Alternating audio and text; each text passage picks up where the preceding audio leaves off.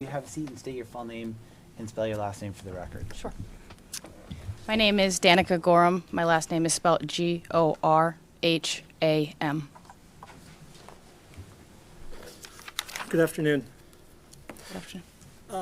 Detective Gorham, where do you work? I work for the Concord Police Department. How long have you worked with the Concord Police? 7.5 years. Did you attend the police academy? I did. I attended What year did you graduate? the 170th Police Academy in 2016. And I may have given this away, but what is your current rank or position within the Concord Police? I'm a detective. Could you briefly describe the roles and responsibilities that come with being a detective? We respond to and investigate a number of serious crimes to include homicides, assaults, burglaries, missing persons reports, among others. Do you have any training and experience with regard to homicide investigations specifically? Yes. Could you describe that? I've responded to and assisted with other homicides during my time at the Concord Police Department, as well as attended the basic homicide investigations course in Columbus, Ohio. Thank you. Detective Gorham, are you familiar with the investigation into the disappearance of Stephen and Jeswendi Reed in April of 2022? Yes. Did that missing persons investigation ultimately become a homicide investigation? Yes. What was your role with regard to that homicide investigation? I was the lead detective. Could you please explain the role of a lead detective or lead investigator in a homicide investigation? I'm essentially the person in charge of the investigation and the main point of contact. I'm also tasked with collecting evidence, conducting interviews, typing search warrants and/or arrest warrants if needed. Thank you. Detective Gorham, I'd like to draw your attention to April 20th of 2022. Were you working that day? Yes. What shift were you working? I was working an overtime shift in dispatch from 4 p.m. to midnight. If you remember, was that a Wednesday? Yes. At some point during that shift, were you made aware of some information regarding missing persons? Yes. And could you just tell us briefly what that information was? At approximately 6:15 p.m., I was advised by the on-duty watch commander that he took a report of a missing husband and wife and that he would potentially need me as a detective for the case. As a result of receiving that information, what did you do next? I learned that the female that reported this was the name Susan Forey, and that she was waiting at 1411 Alton Woods Drive in Concord, which was her brother Stephen and his wife Wendy Reed's apartment. That was who was reported missing, and I ultimately sent officers to that location to speak with her. Did you ultimately go to that location as well? Yes. About what time did you arrive at that location? Approximately 9 p.m. with Detective Lemoyne. All right, and when you arrived, were there other members of law enforcement already present in that area? Yes. From what kind of law enforcement was already there? Concord police officers, the on-duty sergeant for Concord Police, as well as New Hampshire State Police K-9. Okay. After you arrived at Alton Woods with Detective Lemoyne, what did you do? I ultimately went inside the apartment to speak with Sue Forey and Detective Lemoyne. It was determined that he was going to go with New Hampshire State Police, who advised they had come across a male subject in a tent in the area of Alton Woods. So when Detective Lemoyne went off with the New Hampshire State Police K-9 officers, you went to speak with Ms. Forey? Correct. Okay. Where did you speak with her? Inside Stephen and Wendy's apartment, apartment number 11 in building 14. When you were in the apartment, what did you observe about it? I observed that the apartment was clean and orderly. There were no signs of a struggle. Just inside the doorway in the common area, I observed a set of keys, later determined to be Wendy's, 2 cell phones, a laptop, and Stephen's wallet was on the dresser within the bedroom. Were those facts significant to you? Yes. Why? Because it shows that they left without their belongings, that there was nothing that happened in that apartment. There was no struggle. Objection.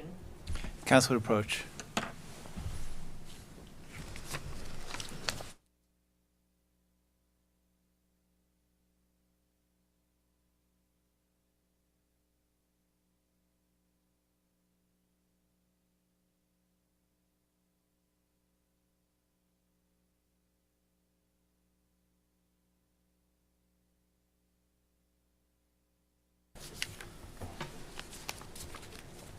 After making those observations, did Ms. Forey ultimately provide consent for the police to search that apartment? Yes.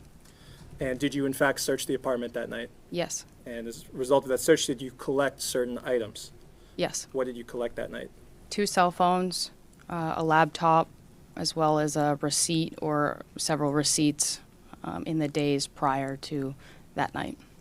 Detective Gorham, did you return to the apartment at 1411 Alton Woods the next day, the 21st of April? Yes. And what did you do when you returned the next day? Detective Murray and I processed the apartment completely, photographing it and collecting any possible items of evidentiary value.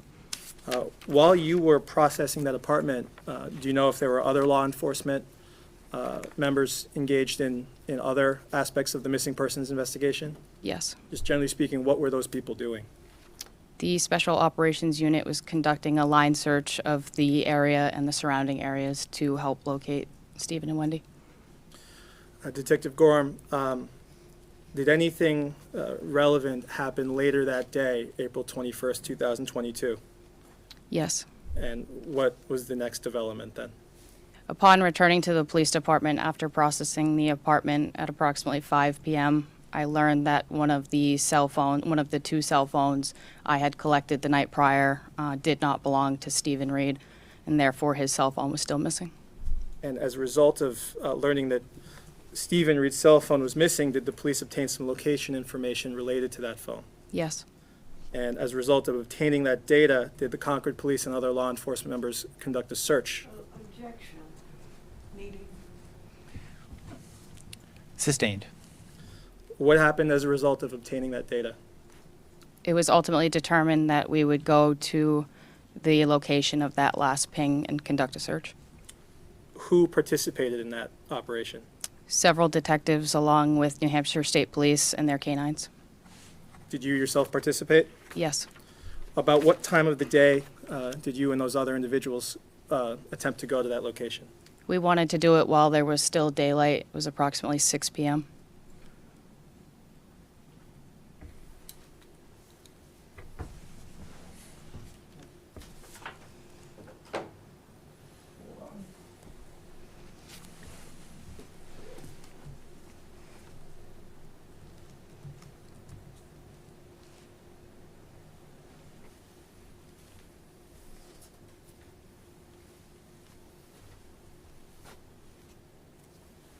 Detective Gorham, I'm showing you what's marked as State's Exhibit 75. Do you see that map? Yes.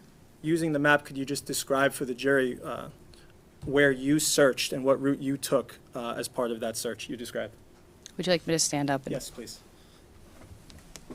It was determined that members of the Concord Police Department would enter the Marsh Loop Trail through the power lines and ultimately into the beginning of the trail.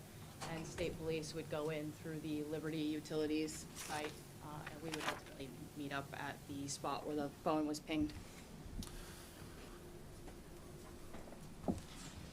And did you in fact head up the Marsh Loop Trail towards those coordinates? Yes. What did you observe as you did that? Upon entering the wood line of the Marsh Loop Trail, we came to a point that would later be determined as the Marsh Loop crime scene, trail crime scene. And upon looking to the right, I observed members of New Hampshire State Police at a location just down below. What happened after you looked to the right or looked below and saw those New Hampshire State Police? Detective Brown asked them to show him the exact location of where the phone was pinging, and we ultimately walked down towards their location to see that spot. So you mentioned you were on the Marsh Loop Trail. Is there a change in elevation when you leave the trail? Yes, so to your left, it's uphill, and then to your right, it goes slightly downhill. And is that as you're facing north on the trail? Yes. So when you looked off to your right, were you facing north? I was facing, the north was ahead of me, and I looked down to my right. And was that in the downhill direction? Yes. Okay.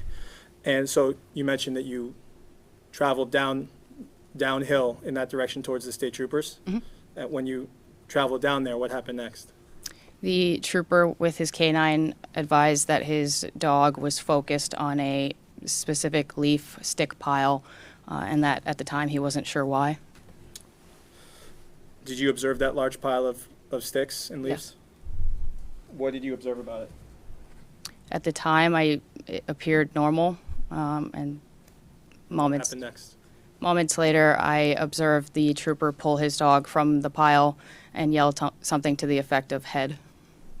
And what did you observe after that? At that point, I focused my attention to the leaf stick pile, and the trooper ultimately pointed out a patch of what appeared to be dark-colored hair, consistent with Wendy Reed. At that point, did the Concord Police secure the area? Yes, How did they do that? using crime scene tape. What was the purpose of doing that? At that point, we didn't know how large or exactly what the entire crime scene was, so we taped off as much as we could to prevent any other people from coming in. And was it still light out at this point? It was just becoming dark. After securing the scene, did the Concord Police and others begin to process that scene? Yes. And how did they do that? Detective Murray and a trooper from New Hampshire State Police Major Crimes Unit began slowly uncovering what we believed at the time to be Wendy Reed. We weren't sure if Stephen was also there. As they continued to uncover that pile of leaves, what did you observe? I observed a deceased black female who I recognized to be Wendy Reed. Did you observe any injuries to her? Yes, I at the time observed a single gunshot wound to her right ear.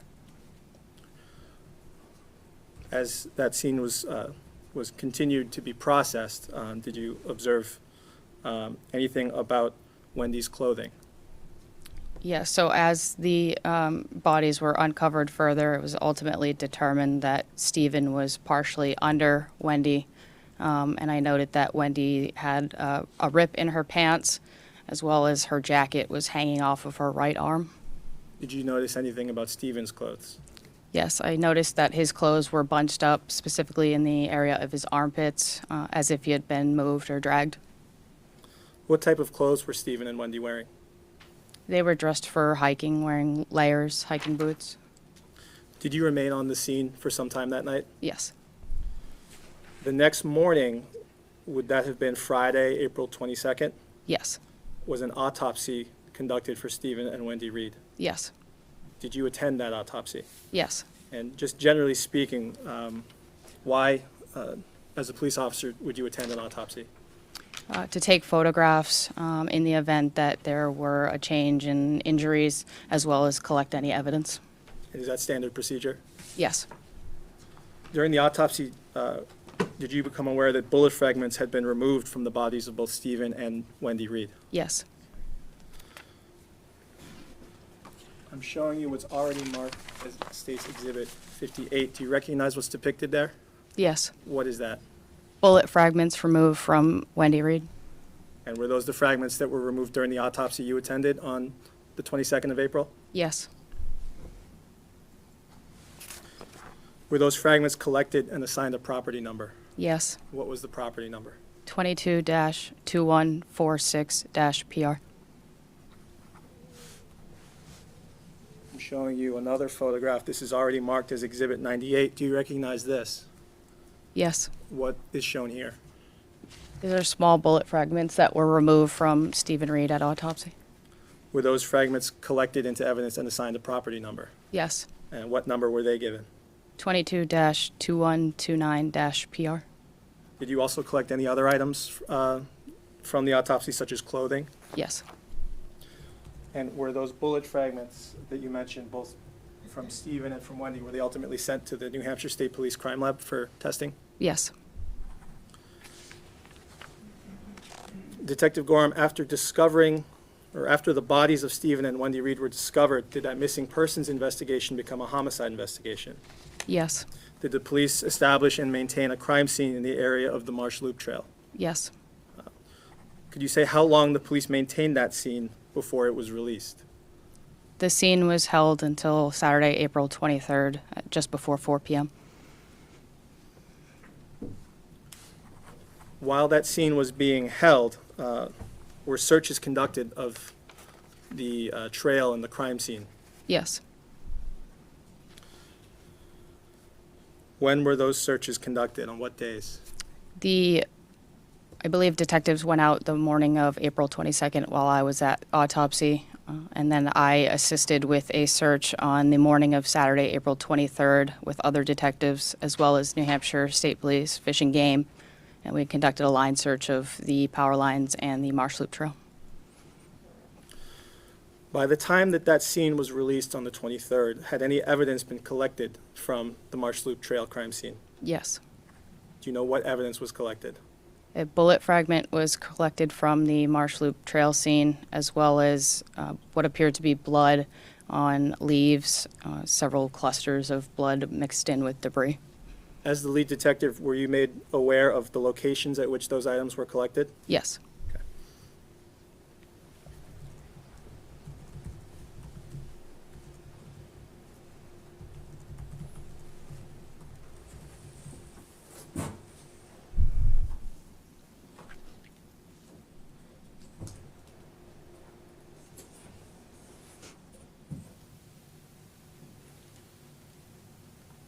Detective Gorham, I'm showing you what's marked for ID. It states 79. What is this? It's a diagram of the Marsh Loop Trail scene. And is this an accurate depiction of the Marsh Loop Trail scene? Yes.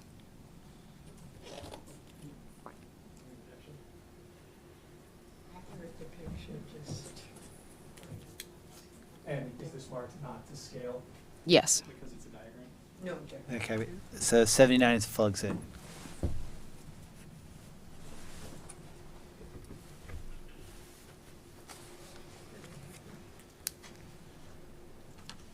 All right, Detective, I'm showing you what's now states Exhibit 79. Is this the diagram that you just looked at? Yes. And does that depict the Marsh Loop Trail crime scene? Yes. And there's a large tree labeled number 1. Are you familiar with that tree? Yes. And there's a indication of a path going off to the right. Do you see that? Yes. What does that depict? That is ultimately what was later determined to be the drag path or the path down to the recovery site. I'm going to hand you this laser pointer. It's the top button there. Using that laser pointer, you show us where the blood and the bullet fragments you mentioned that were collected on April 22nd were found.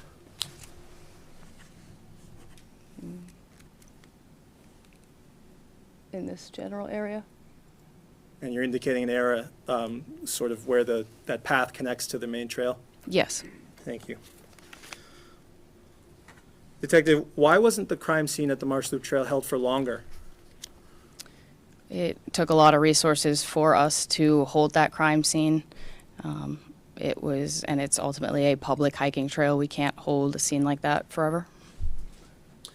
After that scene was released, did the investigation into the death of Stephen and Wendy Reed continue? Yes. Just generally, could you describe how that investigation continued? Concord Police Department put out several information requests through media to encourage anybody who may have been out on the trails driving by or anyone that had information pertaining to the deaths of Stephen and Wendy Reed to come forward, whether it was in person, they called, or anonymous.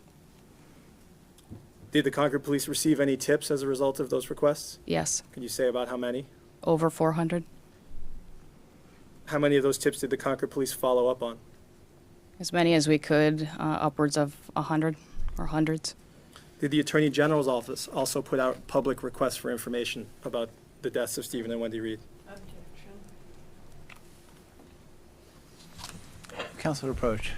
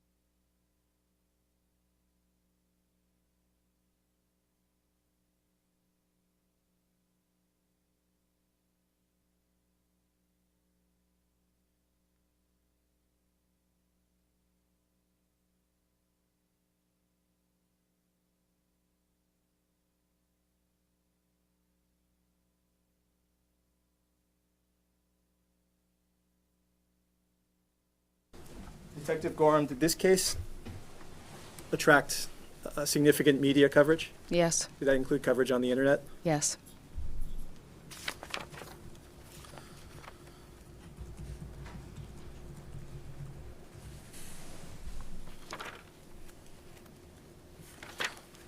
Detective Gorham, without getting into what may have been said, did the Concord police speak to a woman named Nan Nutt in the initial days after that investigation began? yes, Did they speak with her first over the phone and then later in person? yes, Did Concord officers also review footage from local businesses looking for people who had recently purchased Mountain Dew?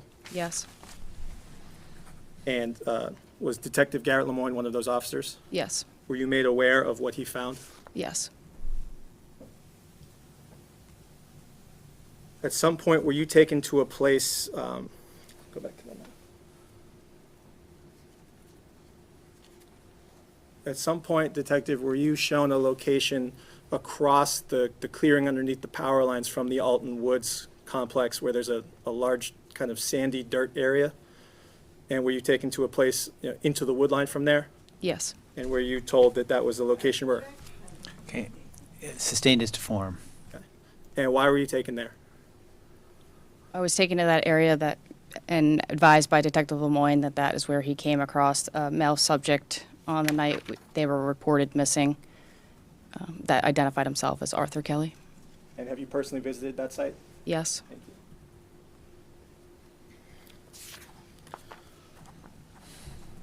you. Detective Gorham, on May 20th of 2022, did you revisit the crime scene at the Marsh Loop Trail? yes.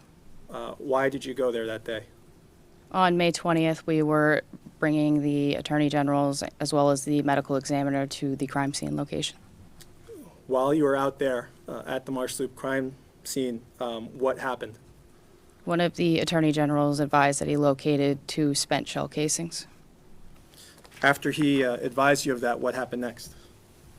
We collected those items into evidence and then proceeded to get metal detectors, rakes, and continue searching the area for any other items of evidence, as well as Stephen's phone. Is that the same phone attached to the location data that helped you find the bodies? Yes. To date, has that phone been found? No. You mentioned that after those 2 shell casings were found, you collected them. How did you collect them? They were ultimately just collected as evidence, standard procedure, photographed, and then marked with property numbers. And after collecting them, why did you get a metal detector and continue searching that area? Because the scene had been searched several times before and those were not located, therefore we thought there were possibly other shell casings or evidentiary items out on the scene. Detective Gorman, the months after that date, May 20th, did the investigation into the deaths of Stephen and Wendy Reed continue? Yes. And did you continue to serve as the lead investigator? Yes. I'd like to draw your attention now to August 25th of 2022. Around that time, did you become aware of a second tent site in the area of the Broken Ground Trails? Yes. And when did you first become aware of that tent site? It was first reported to Concord Police in January. It was not located at that time. It was again reported in April. And ultimately, Detective Brown and Detective Murray went to that location and discovered the site had been burnt. When did you first visit that site? August 25th? Did other investigators visit that site on other dates besides August 25th? Yes. Did you participate in any searches of that burnt tent site for evidence? Yes, on 3 separate occasions. I'm sorry, could you say? Yes, on 3 separate occasions. Was the first of those occasions August 25th of 2022? Yes. On that date, when you searched the burnt tent site, was anything recovered? Yes. What was recovered? A spent shell casing was recovered within the tent footprint. And the tent footprint, could you describe what you mean? Ultimately, where parts of the tent that had been burnt were located, where we presume that the tent had been before it was burnt. Underneath that, there was a shell casing located. Did you have an opportunity to view that shell casing where it was located before it was moved and collected? Yes. Were there any markings on that shell casing? Yes. What were the markings on that shell casing? It was marked Sig Luger 9mm. Did you find anything else during your search of that area that day? Yes. What else was found? In a natural clearing, approximately 15 feet from that location, I observed 8 more spent shell casings.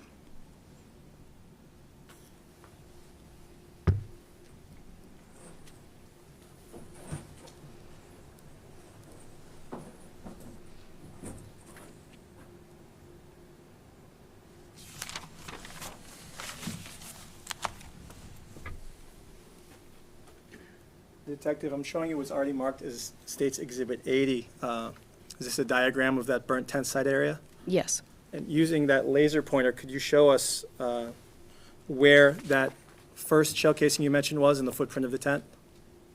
Somewhere in this general area right here. And you mentioned that other shell casings were located that day. Could you tell us where those were located? That day, 8 more shell casings were located in this general area. Were those shell casings collected and given property numbers? Yes. You said there were 8 of them. Yes. Did those shell casings have any markings on them? Yes. What were the markings on those shell casings? All 8 of those were also marked Sig Luger 9mm.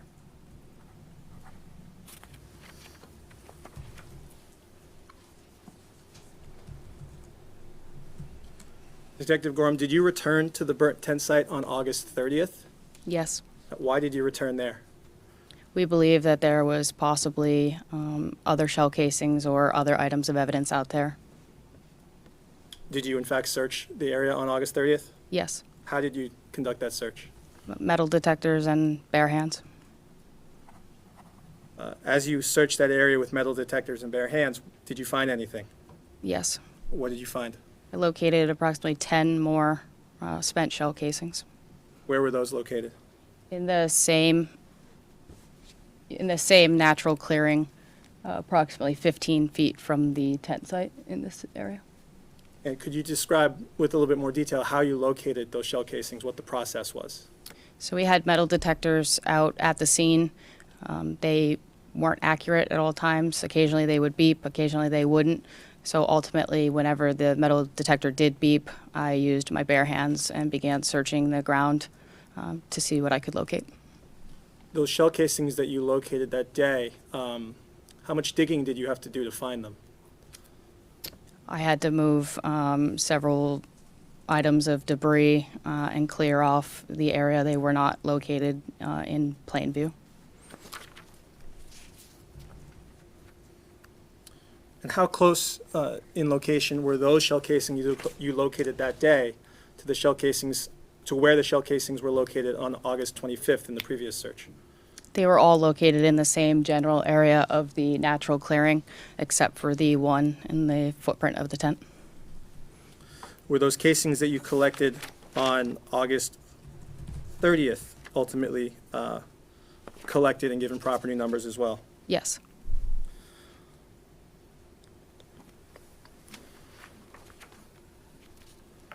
Besides those spent shell casings, did you find any other ballistic evidence at the burnt tent site during your search on that day, August 30th? Yes. What did you find? Just downrange from the natural clearing, a bullet was located approximately 3 to 4 inches underground. So when you say a bullet, can you distinguish a bullet from a shell casing? So the shell casing is what is left behind. The bullet is what is actually fired from the gun. Is it fair to say the bullet is the projectile? Yes. How did you find this bullet? Again, with the use of metal detectors, but they were not consistent. And so if the metal detector went off, we began digging with our bare hands and ultimately located it. That day, did you dig any holes in areas that ultimately didn't have anything? Or Ye- you didn't find anything? Yes. Using the laser pointer, could you show us where you found that bullet underground? Somewhere in this general area? And was that item in plain sight? No.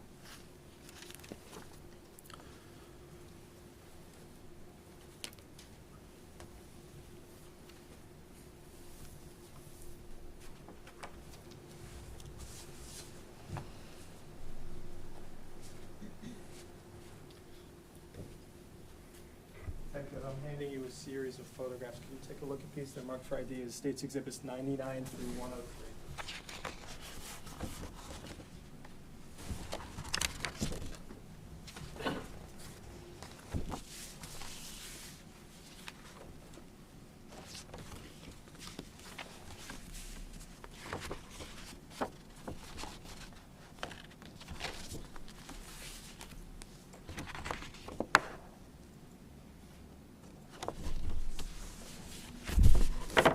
Detective, do you recognize what's shown in those photos? Yes, What do they show?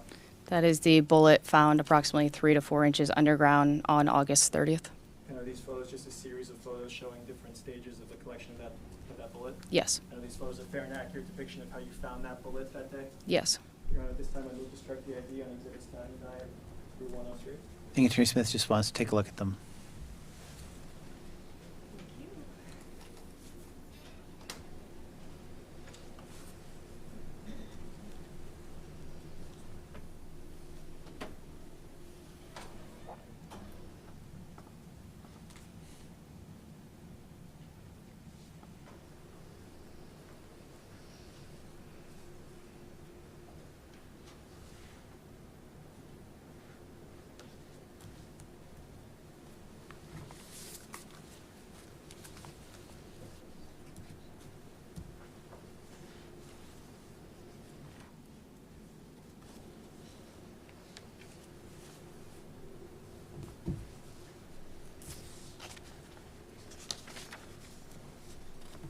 Any objection? No objection. 99 through 103 are all full exhibits.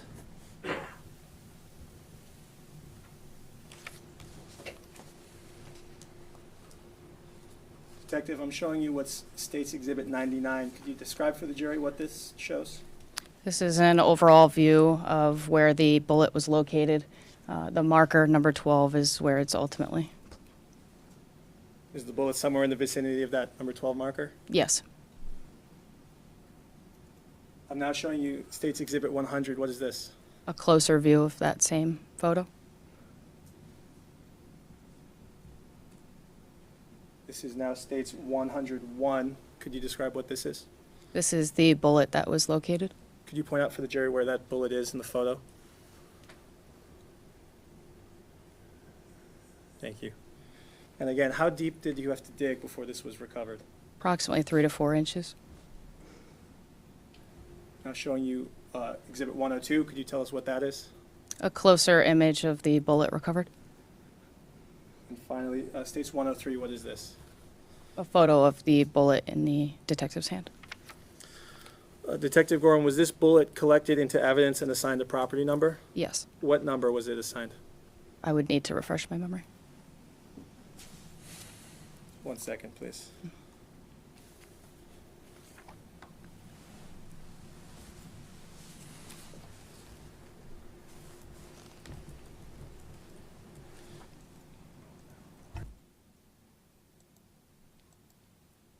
We'll come back to that.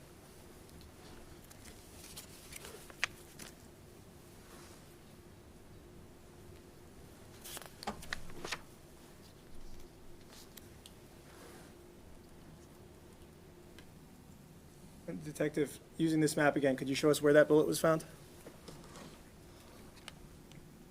In this general area down here? Thank you.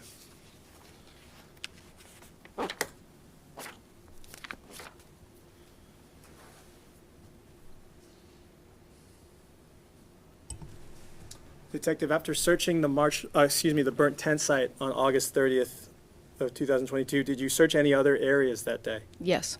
And what area did you search? We then responded to the Marsh Loop trail scene to look for evidence. And why did you go there? Because of the evidence recovered at the burnt tent site, we decided to check the area of the Marsh Loop trail crime scene for the same type of evidence. Could you describe how you searched the Marsh Loop trail scene that day? The same with metal detectors, bare hands, shovels. And did you find anything during that search? Yes. What did you find? I located one bullet approximately 8 to 9 inches underground. And could you tell us how you located that particular item? The metal detector checked the area and ultimately beeped one single time, and I began digging with my hands. And was that item visible in plain sight before you started digging? No.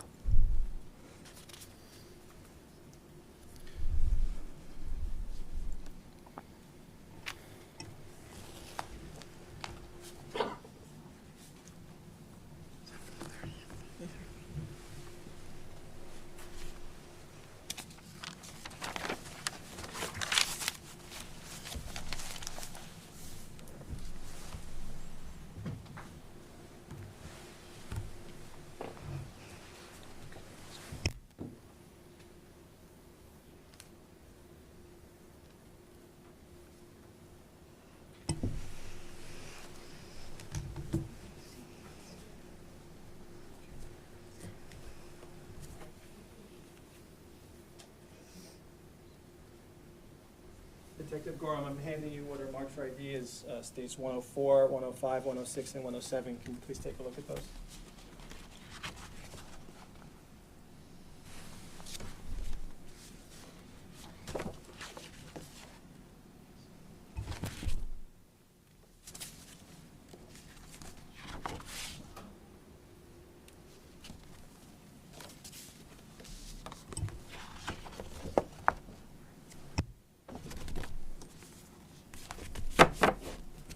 Have you had a chance to look at those? Yes. Do you recognize what's shown in these photos? Yes. What is it?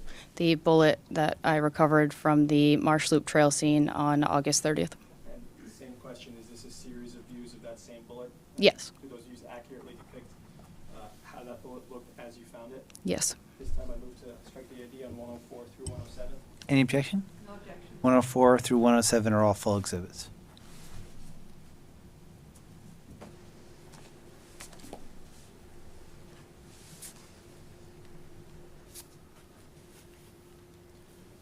Detective Gorham, up on the screen, I'm showing you states 104. Could you describe for the jury what this is? This is an overall photo of the Marsh Loop trail crime scene. This tree being the tree that's labeled number 1. Off to the right here being the drag path or recovery location of the bodies. This tent marker being where the bullet was ultimately located, 8 to 9 inches underground. And just to orient us, as we look at this photo, is that looking north up the Marsh Loop Trail? Yes. Thank you.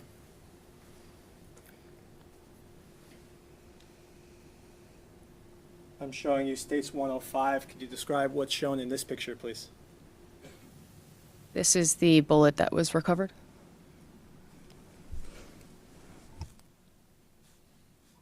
This is states 106. Same question. Could you describe what we're seeing here? It's a closer view of the bullet that was recovered. And states 107. Could you tell us what this is? A photo of the bullet after it was removed from the ground.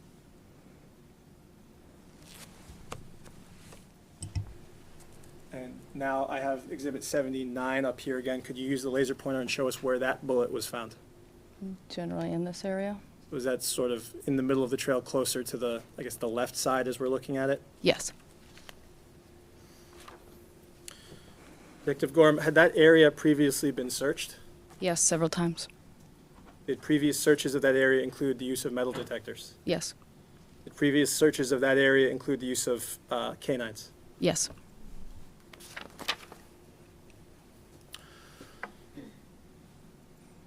I'd like to now ask you about the next day, August 31st. Did you return to the Marsh Loop Trail crime scene on August 31st? Yes. And why did you do that? To try and locate any more possible ballistic evidence. And when you say ballistic evidence, what does that mean? More bullets or shell casings. When you returned on August 31st to that trail crime scene, did you bring a metal detector with you that day? Yes. And did you, again, use that metal detector to search the area? Yes. Did the metal detector perform similarly to how you've described on those other occasions? Yes. What did you find during that search on August 31st? I located another bullet approximately 8 to 9 inches underground in the same vicinity as the day prior.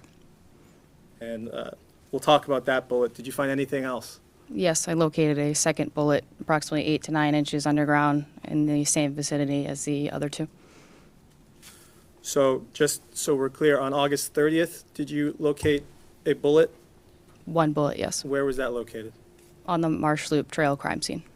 On August 31st, you located two more on the Marsh Loop Trail crime scene? Yes. Okay.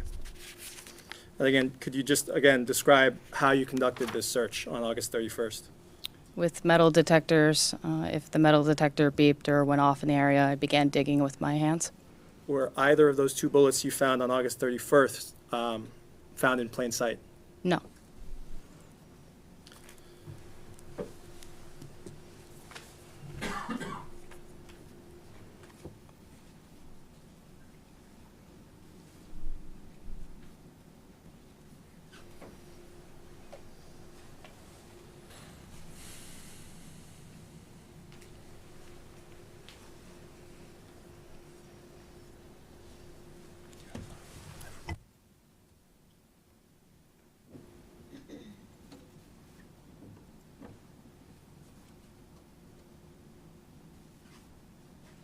Detective Gorham, I'm showing you what's marked for ID as states 108 through 111. Could you take a look at those, please?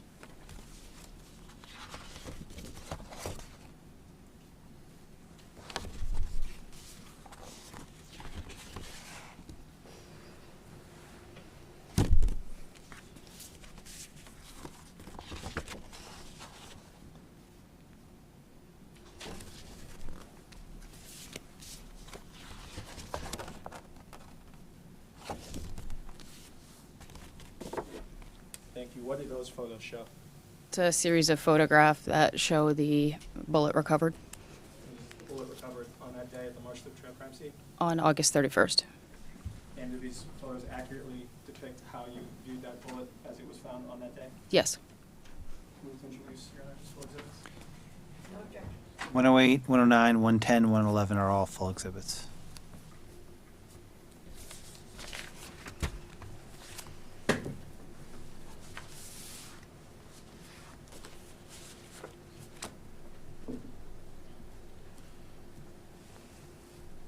Detective, I'm showing you states 108. What is shown here? This is the same Marsh Loop Trail crime scene. This being tree number 1, this being north, and then the recovery site being off to the right here. This is tent marker number 1, which is the first bullet I recovered on August 31st. And could you show us where in relation that bullet is to where the bullet you recovered the previous day was? The previous day was somewhere in this general area, and this is the 31st. Thank you. I'm showing you states 109. Could you tell us what's shown here? It's ultimately the hole that the bullet was found in. And could you describe what that area of dirt off to the right is?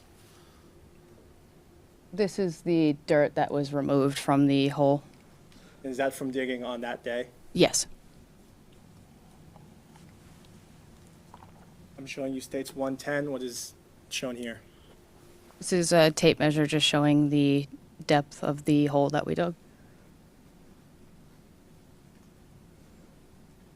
This is states 111. What is shown here? This is the bullet that was recovered. And was this bullet also collected and given a property number? Yes.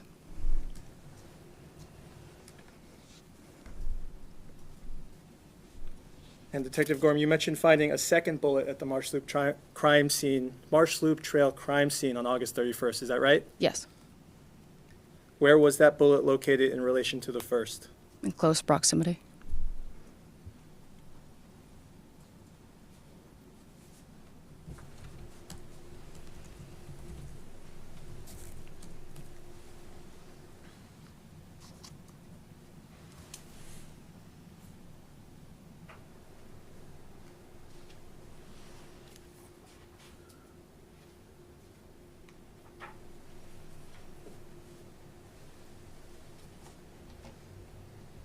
Detective, could you please review these, which are marked states 112, 113, 114, and 115 for ID?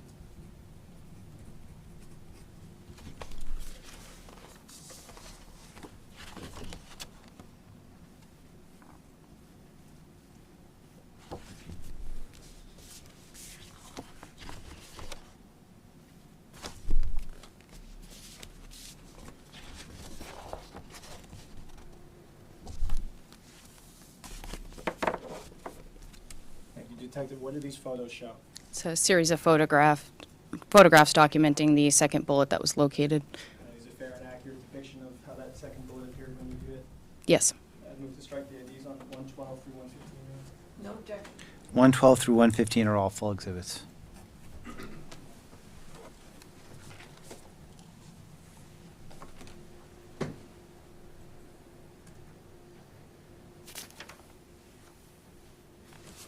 The detective, let's do this again. This is Exhibit 112. Can you tell us what we're looking at? Again, this is the Marsh Loop Trail crime scene. This is north. This is tree 1. Off to the right is the recovery location. Somewhere in this vicinity is the first bullet that was located, and then just down this way is the one located on August 30th.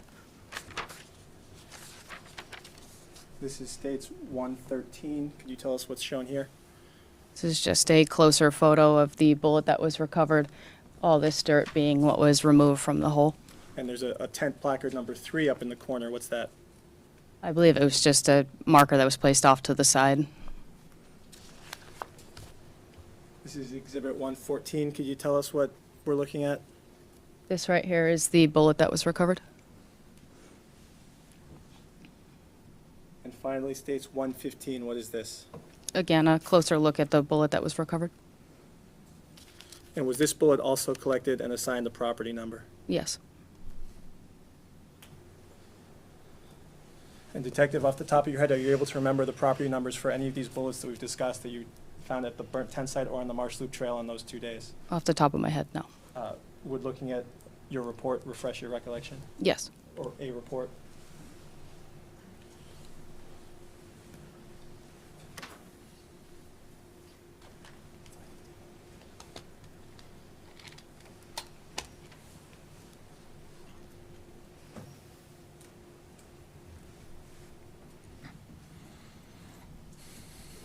Showing you some police reports. Could you just review that one?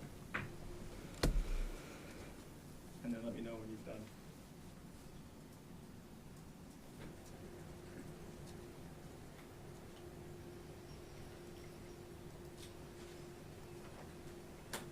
So Detective Gorham, after reviewing this, is your memory refreshed as to the property number of the bullet you recovered from the burnt tent site on August 30th?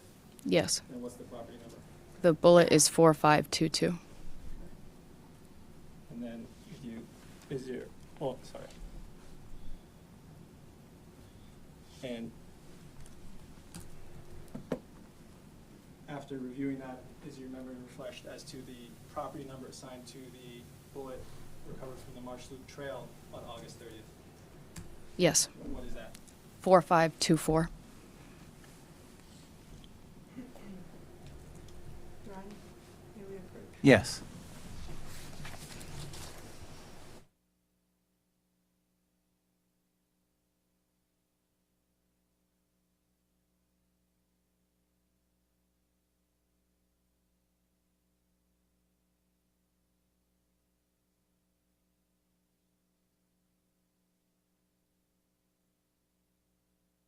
Property. Was it 25? 24, I believe. 524? What is the full property number? It's 22-4522-PR and 22-4524-PR. And Detective Gorham, can you remember the property numbers for the bullets you recovered from the Marsh Loop Trail on August 31st? The Marsh Loop Trail, or the, On August 31st, the Marsh Loop Trail. I do not recall those, no. Please take a look at this.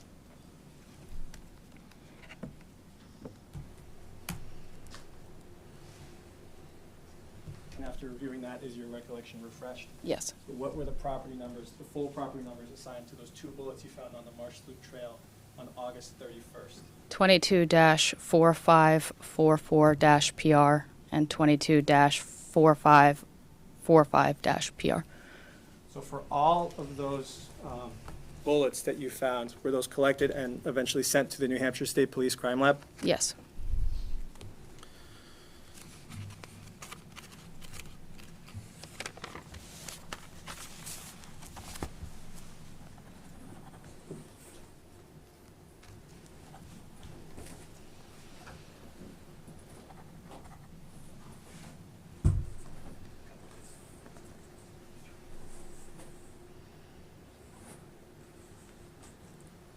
Detective, I'm showing you what's marked for ID as states 85. Can you take a look at this, please? Yes. Are you familiar with this? Yes. Is this, could you tell us what this is? This is a diagram of the Marsh Loop Trail crime scene. Is it similar to the other diagram we were looking at before? Yes. Does it contain the location of several items? Yes. And what items does it contain the location of? The 3 bullets that I located approximately 8 to 9 inches underground, the bullet fragments and the blood located on the trail, as well as the 2 shell casings located on May 20th. And does this diagram, understanding that it's not to scale, accurately depict the location of all those items as you understand them based on your role in this investigation? Yes. Your Honor, at this time I'd move to introduce case 85. Yes.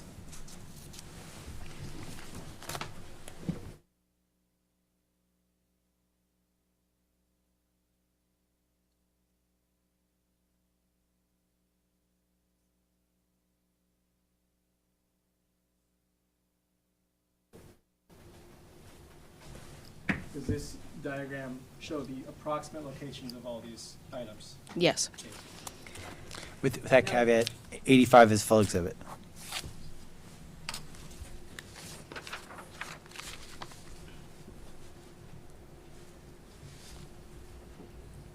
And I'm showing you what's marked as states 85. Could you explain to the jury what this shows? This is a diagram of approximate locations of the 3 bullets located approximately 8 to 9 inches underground, the bullet fragment and blood located on the trail, the 2 shell casings located on May 20th marked Sig Luger 9mm, the recovery site, and then north on the Marsh Loop Trail. Now, Detective Gorham, there are 3 bullets marked there on the left side of the diagram. Is that right? Yes. Could you say, understanding that this is a diagram and it's approximate, based on your knowledge of where those items were found, about how far apart were they? Only a couple inches, if that. They were all within close proximity to each other. And could you tell us the location that's depicted here, showing those bullets, the location where the bullets, fragment and blood were found, and those 2 shell casings to the north of tree number 1? Had this location collectively been searched previously? Yes. Could you say how many times? Several.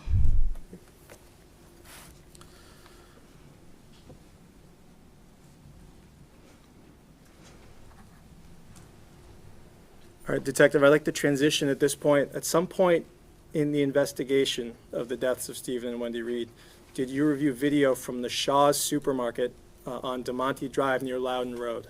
Yes. Why did you do that? In reviewing video obtained by the FBI, Detective Brown located a male subject matching Nan Nutt's description. Objection. If counsel will approach.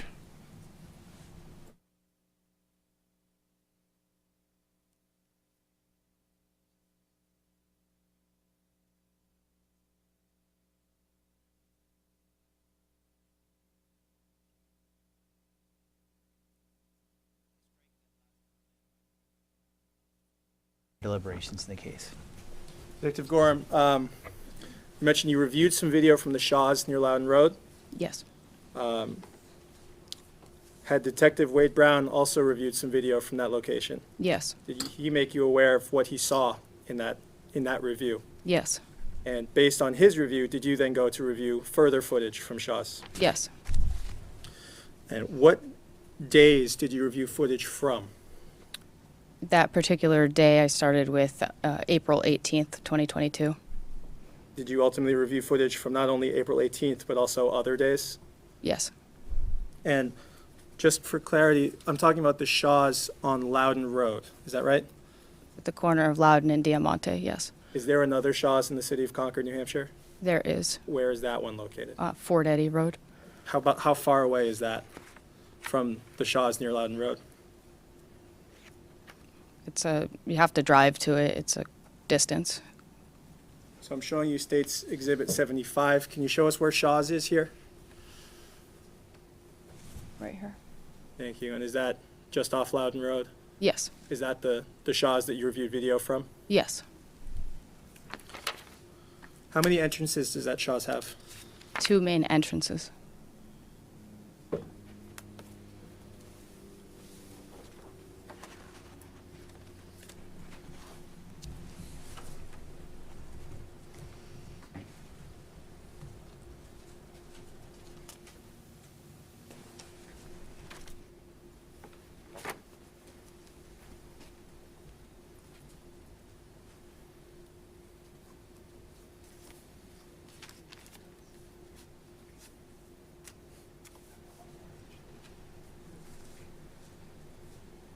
Detective Gorham, did you ultimately obtain recordings of that surveillance footage you reviewed? Yes. I'm showing you what's marked for ID as states 116, 117, and 118.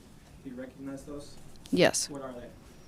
Different videos from Shaw's on Diamante. Are those CDs? Yes. And how do you know that those CDs contain videos from Shaw's? I've viewed them. And did you initial to indicate that you viewed these particular CDs? Yes. And do these CDs contain the video that we've been talking about from Shaw's on DeMonte Drive on April 18th of 2022? Yes. This time you're going to move to strike the IDs? Any objection? No objection. Is it 116, 117, and 118, is that correct? Yes. They're all full exhibits.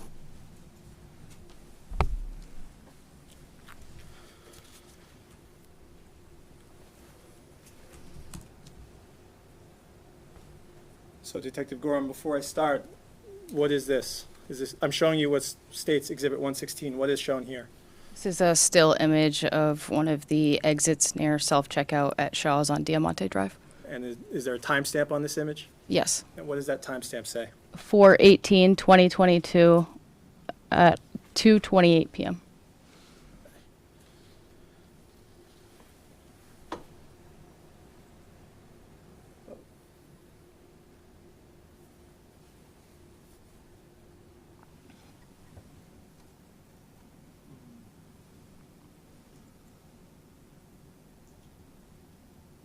Have one moment, please. Of course.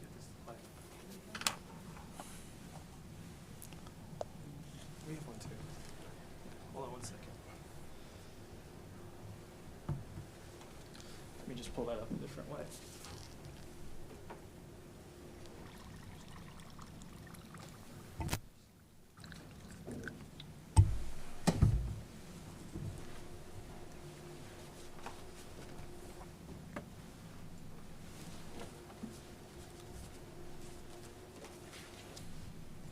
All right, bear with me here.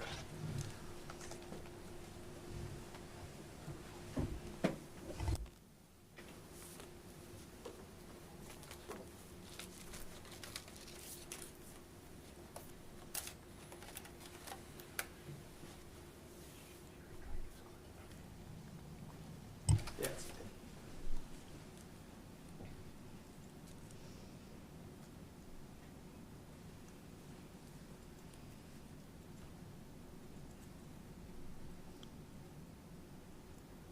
Sorry, everyone.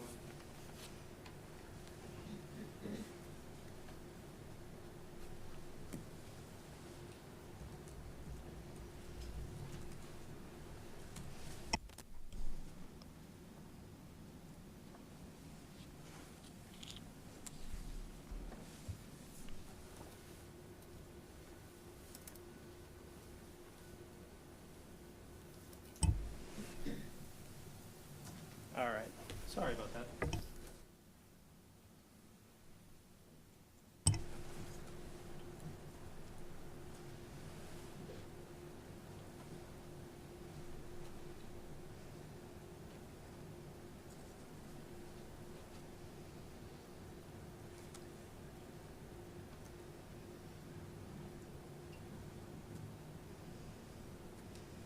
All right, so Detective Gorham, is this that same video marked as 116?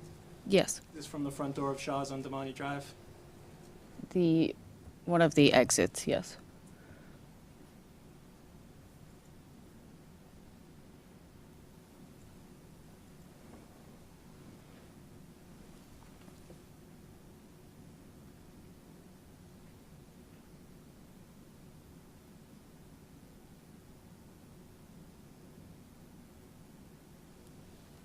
And Detective, could you tell us what we just saw? Male subject matching the description. Well, no, sorry, was that a male subject wearing certain clothing? Yes. And what clothing were you looking for there? Male subject wearing a blue or navy colored jacket, dark colored pants, dark boots, black hat, a bandana covering his face, and a black backpack.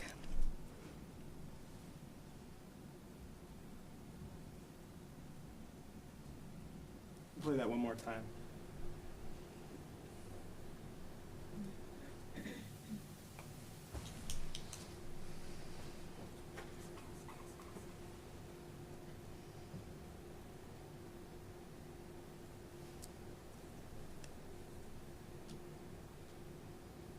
that the individual you were referencing? Yes.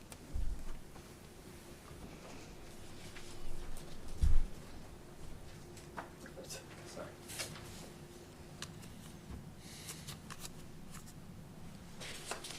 Thank you. I'm showing you what's marked as Exhibit 119 for ID. Could you take a look at that?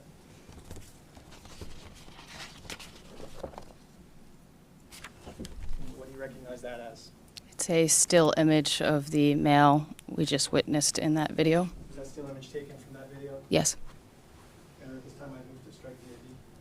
Any objection? No objection. 119 is the full exhibit.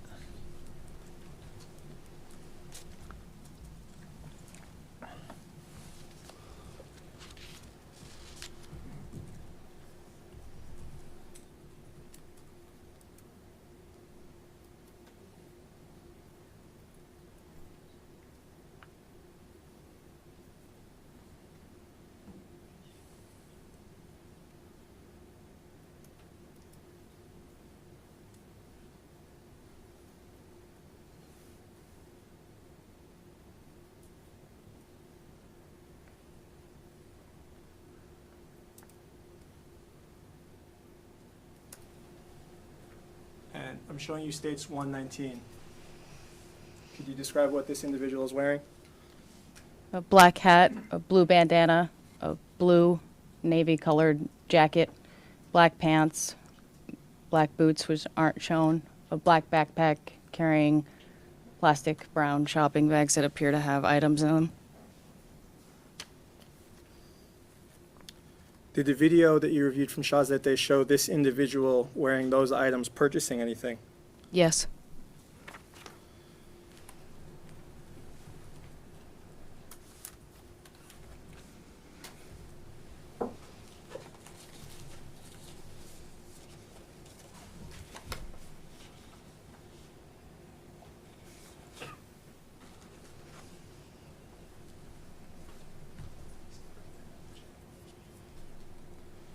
Detective Gordon, I'm showing you one more CD. What is this? A CD containing more surveillance from Shaw's on Diamante.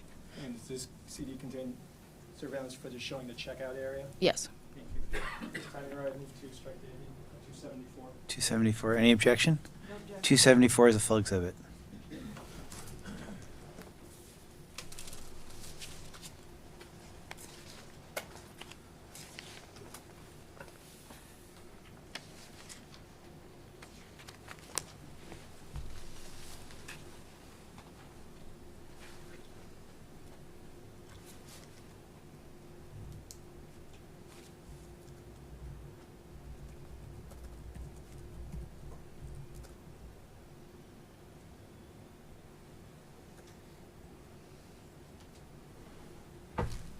Take a second here. So Detective Gorham, what is this?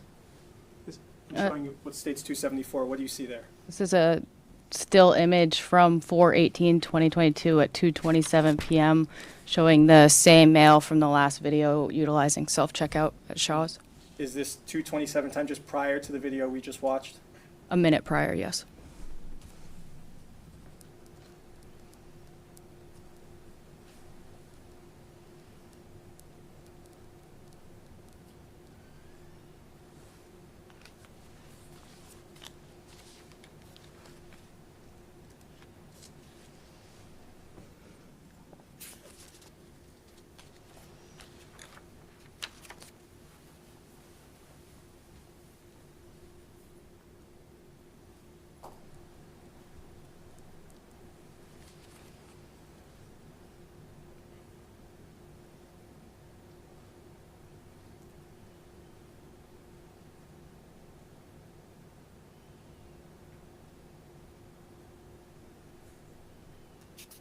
Detective Gorham, did you obtain a receipt from Shaw's related to that transaction?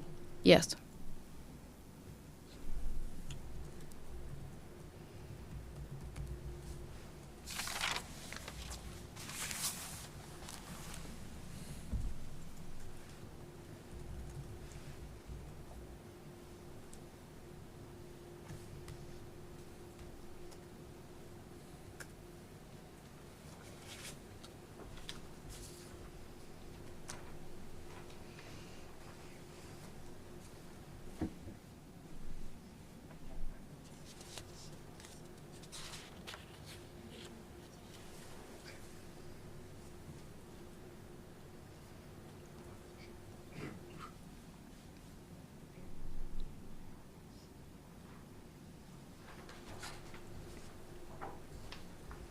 Gorham, I'm showing you what's marked as states 120 for ID. Can you tell me what that is? It's a receipt from Shaw's on 4/18/2022.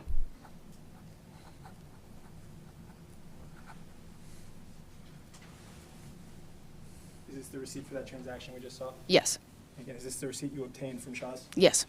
Move to introduce as a full exhibit, Your Honor. Any objection? No objection. 120 is a full exhibit.